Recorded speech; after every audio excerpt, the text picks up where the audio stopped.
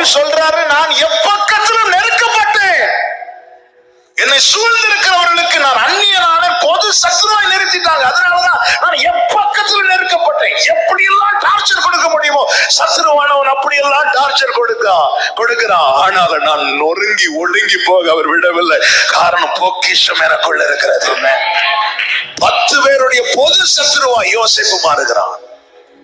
காரணம் என்ன? காரணம் ஒண்ணுதான், தேவ சித்தம் மேல இருக்கு. முகாந்திரம் இல்லாமல் உங்களை பகைக்கிறார்களா, உங்களை ஒடுக்குகிறார்களா? அவன் தேவ திட்டத்தை அறிந்து கொள். உன்னை குறித்த தேவ நோக்கம் பெரியது. சாதாரண மாணவர்களோடு போராட சாத்தானுக்கு நேரம் இல்லை. சாதாரண மாணவர்களோடு போராட சாத்தானுக்கு நேரம் இல்லை. காரணம், அவனுக்கு பைபிள் தெரியும்.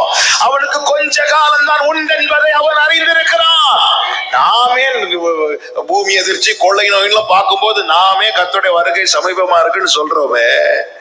வசனத்தை விசுவாசித்து நடுங்குகிறவன் யாரு? இந்த சாத்தான். அவனுக்கு தெரியாதா தனக்கு காலம் கொஞ்சம் தான் இருக்கிறதுன?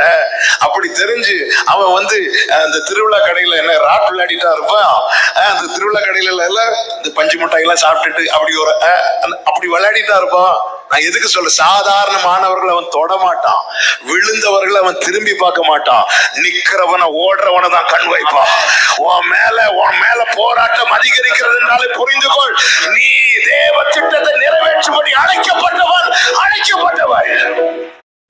அப்படி நீங்கள் நெருக்கப்படும் போது நீங்கள் வேதத்தை வாசித்து ஜெபித்து பாருங்கள். பெரிய சந்தோஷம், சமாதானத்தை நீங்கள் பெற்றுக்கொள்வீங்க. ஆமென்.